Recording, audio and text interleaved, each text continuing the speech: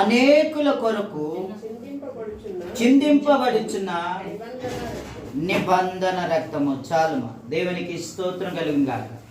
ఇక్కడ మనం ఒక మాటను చూస్తున్నాం, అనేకుల కొరకు. ఎవరి కొరకు?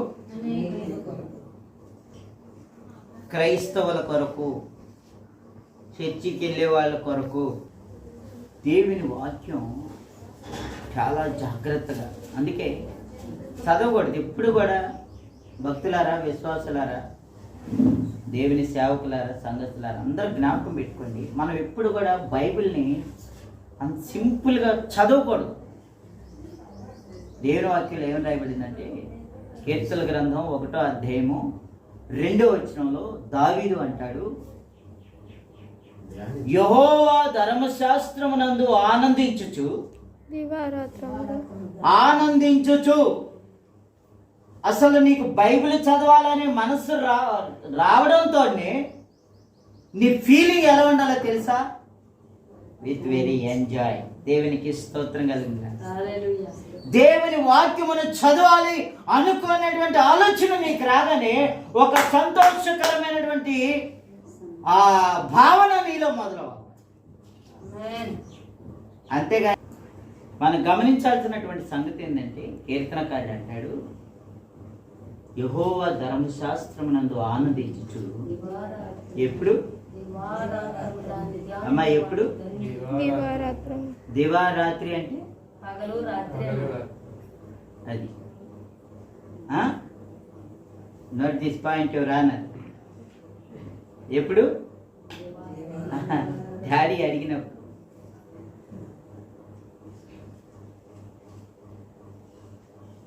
చదివే విధానం కూడా నేను అందుకే ఈ మధ్యకాలంలో ఈ హాలిడేస్లో నేను చాలా చాలా లోన్లీగా ఫీల్ అవుతున్నాను. ఒక దాదాపు 6-7 మంది యవనస్తులు కూడుకుంటున్నాను ప్రతి గురువు. నేను బుధవారం వాళ్ళకి బైబిల్ స్టడీ, నా కోసం వాళ్ళు ఉంటామని మాట ఇచ్చేసారు.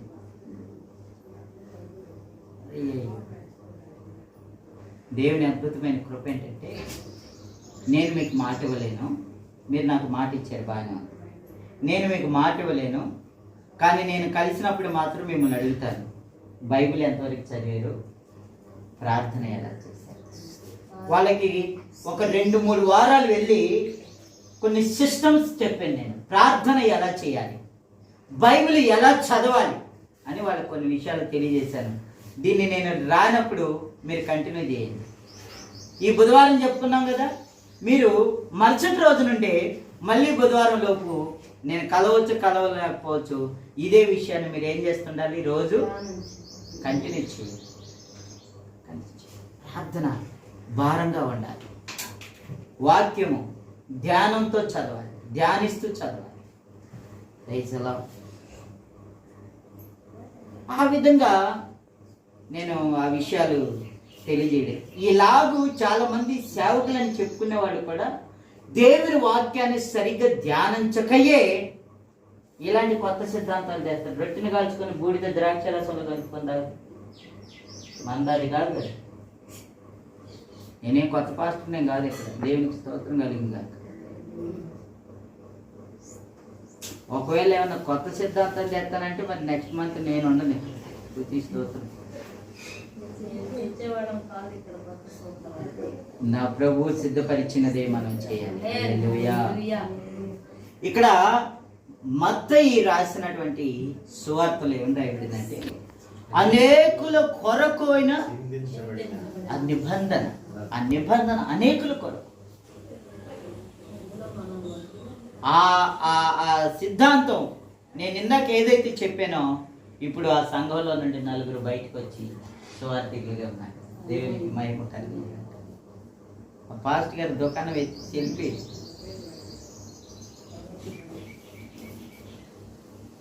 వ్యాపారంలో పెట్టుబడి ఎక్కువ అవుతుంది కదా, లాభం లేదు. నేను తర్వాత కలిసి నేను అన్నాను, ఏంటండి సంఘం ఎలా ఉంది, ఏంటండి వాళ్ళు అనవసరంగా అలాగని చెప్పాం, కానీ అది సంఘానికే రాడు. మరి బల్లారాత్రి మేమే తీసుకునే దానికి ఇంకా పాస్ట్ గారు ఎందుకు మాకు అనుకోని రాడు మానేస్తారు. అవును, ప్రధాన యాజకుడిగా దేవుడు మనల్ని ఏర్పాటు చేసినప్పుడు సంఘాన్ని వాక్యంతోనూ ప్రార్థనతోనూ క్రమముతోనూ మనం నడిపించుకోవాలి. అందుకు దేవుడు మనల్ని యాజకులను చేశాడు. పెత్తనాలు వాళ్ళకి అప్పగించడానికి కాదు. కాబట్టి ఇక్కడ దేవుని నిబంధన రక్తము, ఆయన నిబంధన శరీరముగా మన కొరకు వచ్చాడు. ఒకసారి ఒక మాటను మనం జ్ఞాపకం చేసుకుందాం. మత్తయి సువార్త 3వ అధ్యాయంలో బాప్తిస్మం ఇచ్చి యోహాను కొంతమందితో ఒక చక్కని మాట మాట్లాడుతున్నాడు. 3వ అధ్యాయము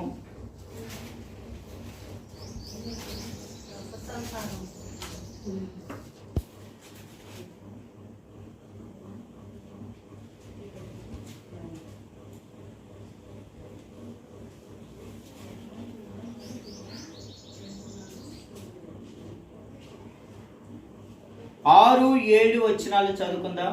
తమ పాపములు ఒప్పుకొనుచు యోర్దాను నదిలో అతని చేత బాప్తిస్మం పొందవచ్చుండిరి. అతడు పరిసయ్యులలోను సద్దూకయ్యులలోను అనేకులు ఎంతమంది అమ్మా ఎంతమంది? ఈ పరిసయ్యులు సద్దూకయ్యులు అనే గ్రూప్ పేరు రాశాడు ఇక్కడ. పాపం పొరపాటున ఆ రోజు వాళ్ళకి తెలిసింటే వాళ్ళు వచ్చిండేవాళ్ళు కాదు. తర్వాత రాయబడిన తెలుగు బైబిల్ కదా మన కోసం. ఆ రోజు వాళ్ళకు కూడా తెలియదు మత్తయి అలా రాస్తాడండి. జనరల్గా అమ్మ మరి రూబియమ్మ గారు మీటింగ్లు పెడుతున్నారు. పరచూరు సంఘం నుండి ఒక 10 మందిని, ఒంగోలు సంఘం నుండి ఒక 5 మందిని, విశాఖపట్నం సంఘం నుండి ఒక 50 మంది, తక్కువలో తక్కువ. ఇక్కడ చిన్నోడు ట్రైనింగ్ కింద గ్యారెంటీ లేదు, 50 మందిని తీసుకొస్తాడంట. సద్దూకయ్యులలోను పరిసయ్యులలోను అనేకులు. పాపం అది తీసుకొచ్చిన వాళ్ళు పరువు తీసుకోవడానికి అనవసరంగా వాళ్ళను చూసి నిర్ముఖమాటంగా ఆలోచన లేకుండా అపొస్తలులైనటువంటి దైవజనుడు బాప్తిస్మం ఇచ్చి యోహాను ఏమంటున్నాడు తెలుసా? పాము పిల్లలారా.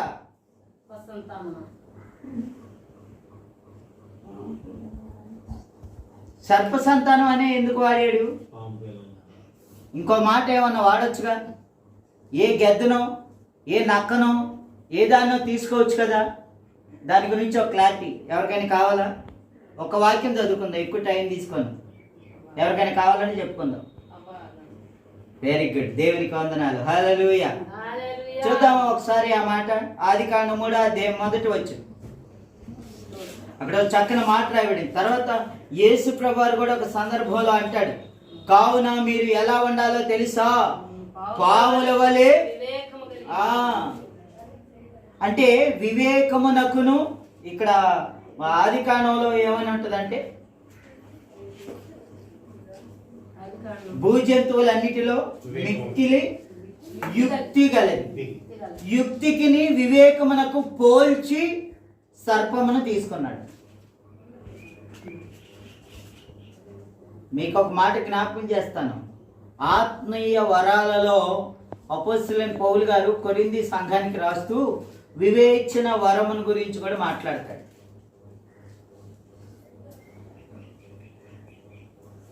అయితే మీకు ఒక లాజిక్ తెలియాలి ఇక్కడ. సర్పము యొక్క యుక్తి వేరు, సర్పము యొక్క వివేచన వేరు. కానీ ఆత్మీయ సంఘము ఉండవలసిన వివేచన వేరు. సర్పము యుక్తి దాని వ్యక్తిగతమైన సంరక్షణ కొరకే వాడుకుంటారు. రాబో ప్రమాదమును చాటుగా పొంచి చూచి తప్పించుకునే మార్గము కొరకు అది యుక్తిని ప్రయోగిస్తుంది. ఇంకా చెప్పనా, ఇప్పుడు మనం అనుకున్నట్లుగా ఆ ఆదికాండంలో ఏం జరిగిందంటే నిర్దోషులను దోషులనుగా చేసి అమాయకంగా తప్పించుకుంది. ఆదాము దగ్గర మొదలు పెట్టాడు దేవుడు. వాళ్ళ ముగ్గురిని ఎంత చక్కగా నిలబెట్టాడు వరుసలో. అసలు ఆదాము పాత్ర ఏమైనా ఉందండి అక్కడ? ఆ సంభాషణలో కానీ ఆ పళ్ళు తీసుకోవడంలో కానీ ఏం లేదు. పాపం అమాయకుడు ఏ మైకంలో ఉంటాడో కానీ ఇచ్చి ఈగితలకి గుట్ట గుట్ట గుట్ట. అదే చిన్నపిల్లలు కథలో పాట ఉన్నట్టుగా చిట్టి చిలుకు మా అమ్మ కొట్టిందా గుట్టుకుని మింగేసేవని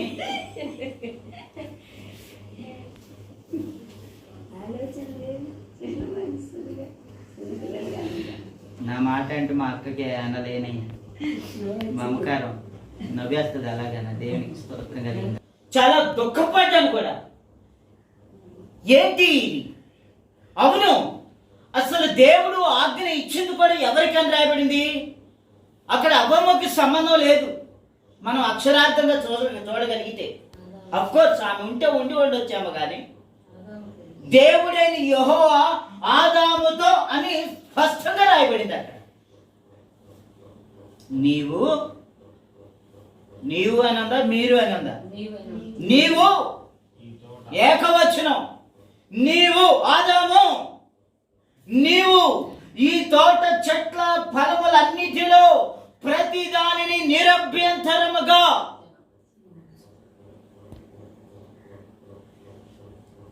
ఇక అక్కడ మళ్ళీ మన టాపిక్ మారిపోద్ది అనుకోండి. చెప్తున్నాను అంటే ఒక కుటుంబానికే కానీ, ఒక నాయకత్వానికే కానీ, ఒక యజమానిష్యానికే కానీ, ఒక యాజకత్వానికే కానీ దేవుని మాటను అంగీకరించి తన కుటుంబాన్ని, తనకు అప్పగించబడినటువంటి వారిని సరి చేసుకొని సరైన దారిలో నడిపించవలసిన బాధ్యత దేవుడు ఆదాముకు అప్పగించాడు.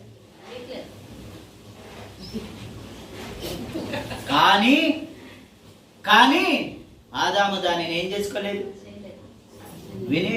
సద్వినియోగం చేసుకోలేదు. ఎఫెసీ పత్రికలో పౌలు గారు అంటాడు, నీకు అప్పగించబడిన దానిని ఇన్ టైంలో, రైట్ టైంలో నువ్వు వినియోగించుకోలేకపోతున్నావు అంటే నువ్వు అజ్ఞానుడివి. దినములు చెడ్డవి గనక సమయమును పోనీయక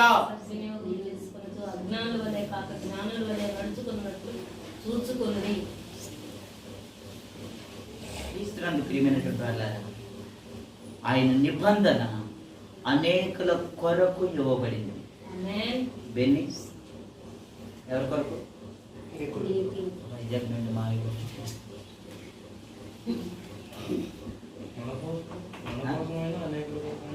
అఫ్కోర్స్ ఆ రోజు నేను లేను, నా డౌట్ అది. దేవునికి స్తోత్రం కలిగింది.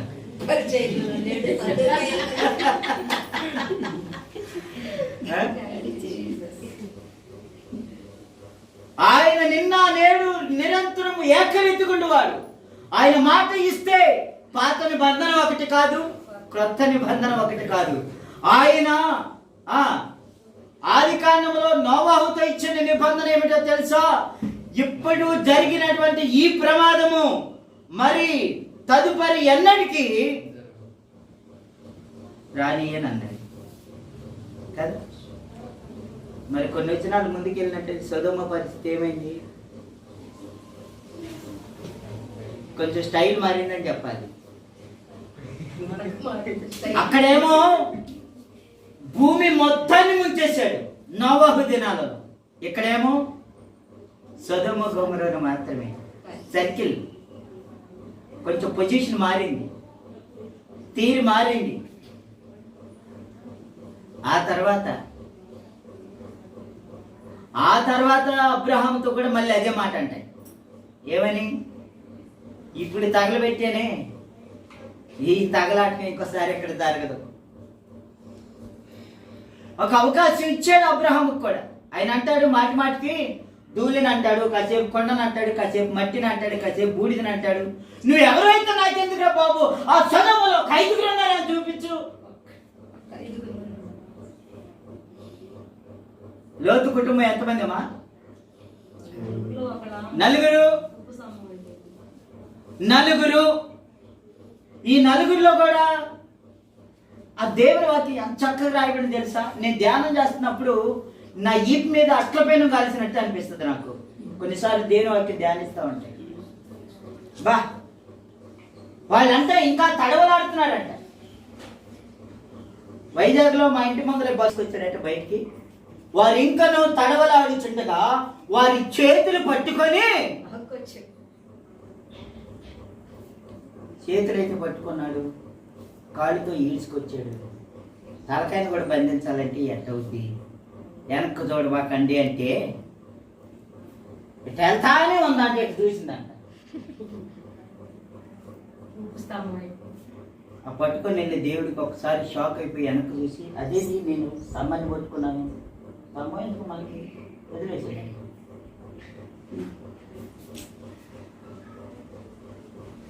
అంతేనా? మీరు ఆయన మాటను వినక మీ హృదయములను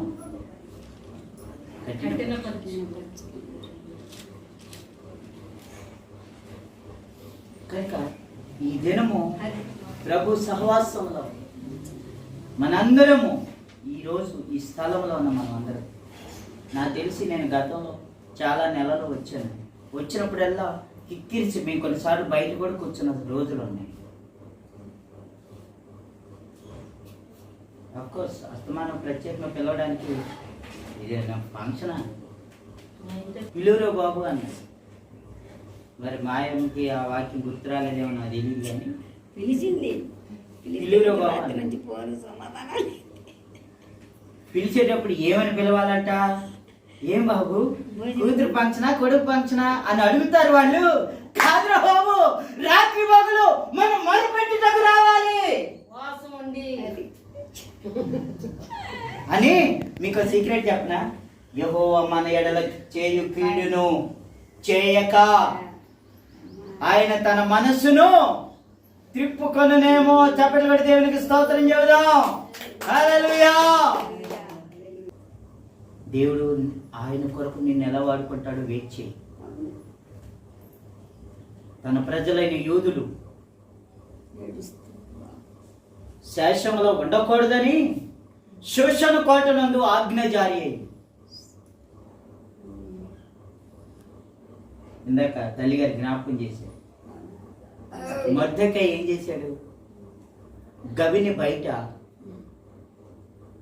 ఎర్రటి ఎండలో ధూళి పోసుకొని ఏడుస్తున్నాడు. కోటలో ఎవరున్నారు? దేవుడు నిన్ను ఇందు కొరకే ఆ స్థలములో ఉంచాడేమో. దేవునికి స్తోత్రం చెప్పండి. హల్లెలూయా. జైల్లో చెప్పుకొని తినేదాన్ని సింహాసనం మీద కూర్చోబెట్టారని కొలకబాకు. అసలు దేవుడు ఆ స్థితికి ఎందుకు తీసుకొని వెళ్ళాడో ఆ విషయాన్ని నువ్వు ఆలోచన చేసుకో. ఒకవేళ అనండి అందరూ ఒకసారి. ఒకవేళ డమ్మా పాట పాడితే డమ్మా అంటే నా స్వరం బాగలేదండి అయ్యారు. ఈ స్వరం బాగుంటుందని పిలవట్లే ఇక్కడ అయ్యారు. ప్రభుని స్థితిస్తామని పిలుస్తున్నాడు. ఒకవేళ ఎస్తేరమ్మ కూడా ఇలాంటి మెలికలు ఎక్కడ తిరిగిద్దో అని వెంటనే డైలాగ్ వేసేసాడు. మొర్దెకై ఏమాత్రం గ్యాప్ ఇవ్వకుండా. ఏమని? ఒకవేళ నీ వల్ల కాదు అన్నావో దేవుడు ఏం చేస్తాడు తెలుసా? బైబిల్లో ఏమేమో ఇంకొకలాగా రాయబడింది. నా దగ్గర కొన్ని డిక్షనరీలు ఉన్నాయి. ఆ వాక్యాన్ని కొంచెం లోతుగా తెలుసుకోవడానికి. అందులో ఏమైనా ఉందో తెలుసా? నువ్వు కానీ చేతులు ఎత్తేసావు అనుకో, ఆ సింహాసనం నుండి తోసివేయబడతావు. బైబిల్లో ఏమైనా ఉందో తెలుసా? నీ వల్ల కాకపోతే దేవుడు ఇంకొకరిని ఏర్పాటు చేస్తాడు. కానీ ఆ సంగతి రాజుగారికి తెలిస్తే అసలు ఈ స్థిరము దాకా ఎవరం వెళ్దాం. పాపం ఆయన తండ్రి చచ్చిపోయిన యాతనలో ఉన్నాడు. మరి ఇంకా పెద్ద కార్యం అవ్వలేదేమో. వాళ్ళకి కొన్ని నియమ నిబంధనలు ఉన్నాయిగా. ఆయన అంటాడు, ఆయన చలాయించాల్సిన పెత్తనపు రింగు అది కూడా నమ్మి కొని ఇచ్చి రే మా నాన్న ఆత్మశాంతి అయ్యే వరకు ఇప్పుడుదా ఆ ఆత్మశాంతి వద్దు లేదు, కానీ ఈ దుఃఖం తీరిందా ఆ రూమ్లో నుండి. అయ్యారు ఒకవేళ అమ్మగారు రాణి గారు ఆఫ్ కోర్స్ కాదని ఎవరైనా ప్రవేశించినా వాళ్ళు ఏమవుతారు? అదే స్థిరము పట్టుకుంది. ఇమీడియట్లీగా మొర్దెకైతో కబురు పెట్టింది. మన ప్రజలైనటువంటి యూదులందరినీ ఏం చేయమంటుంది? నా నిమిత్తము వారు ఉపవాసము. మరి నేను వారి క్షేమ నిమిత్తం నేను చనిపోయినా పర్వాలేదు, కానీ నా తీర్మానం ఉందే. నేను మొదట ప్రభు సన్నిధిలో తీసుకున్న తీర్మానం ఇది. అఫ్ కోర్స్ నా శరీరము పోతే పోవచ్చేమో, కానీ ప్రభు నా నోట పలికినటువంటి మాట నా ప్రజల పక్షముగా స్థిరపరచబడునుగాక. హల్లెలూయా. అనేకులు అనే మాట కోసం దేవుడు ఎత్తుకెళ్తున్నాడు. కనుక ఆనాడు వారే కాదు, ఈనాడు మనమే కాదు, అందరి కొరకు ఆయన సిద్ధపరిచిన నిబంధన.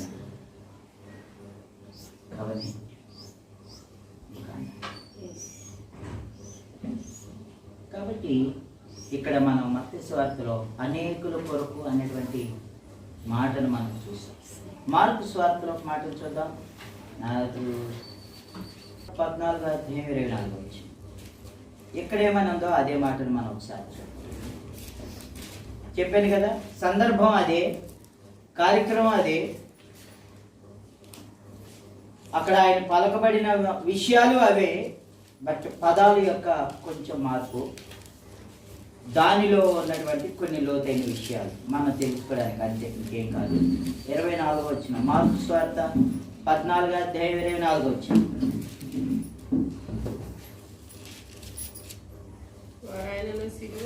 అప్పుడు ఆయన ఇది నిబంధన విషయమై అనేకుల కొరకు చింతింపబడుచున్న నా రక్తం. ఇక్కడ చూసారా, నిబంధన విషయమై అన్నాడు. నేను రాసుకున్న పాయింట్లో నాకు వ్యత్యాసంగా అనిపించిన విషయం, అక్కడేమో అనేకుల కొరకై అని ఉంది, ఇక్కడేమో నిబంధన నిమిత్తమై. అంటే దాన్ని అర్థమైనట్టు చెప్పిన, నేను నిబంధన కొరకైతే నిబంధన నా కొరకు. నీకు అర్థమైందా? అంటే ఈ నిబంధన స్థానంలో ఎవరున్నారు? ప్రభు, మన రక్షకుడైన యేసుక్రీస్తు. ఆయన కొరకు మనం జీవించాలనుకోగలిగితే మన కొరకు ఆయన ఏమైనా చేస్తాడు. ఏమైనా చేయడానికి ఆయన తను తాను అప్పగించుకున్నాడు. అలా మూడవ మాట జ్ఞాపకం చేసుకొని మన కార్యక్రమంలో ముందుకెళ్దాం. లోక 22వ అధ్యాయం 20 వచ్చి.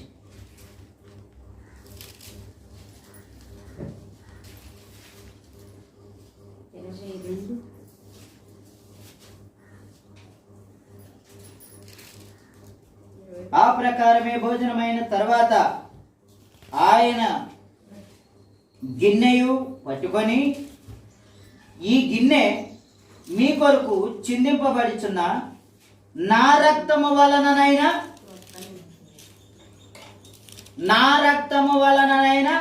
క్రొత్త నిబంధన. ఆ నిబంధన మత్తయి సువార్తలో ఉన్న నిబంధన అనేకుల కొరకు. ఆ నిబంధన కొరకు మనం, ఆ అనేకులు ఇక్కడేమంటున్నారు తెలుసా? ఆ నిబంధన క్రొత్త నిబంధన. ఇదేంటి, పాత నిబంధన ఒకటి ఉందా? ఉంది. ఆ పాత నిబంధన భౌతికమైన రక్షణ విషయంలో ఆయన మాట ఇచ్చేది. ఈ నిబంధన ఆత్మ సంబంధమైనటువంటి విషయంలో మాట ఇచ్చి మరణము లేనటువంటి నిత్య రాజ్యమునకు యోగ్యులనుగా చేసేది. అప్పుడు చనిపోయిన వారు లేతురు, ఇప్పుడు క్రీస్తునందున్న వారు సజీవులుగా ఆయనతో కూడా లేపబడతారు. అందుకొరకి ఎవడు నా శరీరమును తిని నా రక్తమును త్రాగుతాడు వాడు ఏ జీవం? నిత్య జీవం. అట్టి నిత్య జీవమునకు ఈరోజు పిలువబడిన వారు ఎవరో తెలియదు, కానీ ఏర్పరచబడిన వారిగా మనకి స్థలం. ఇది మొదలుకొని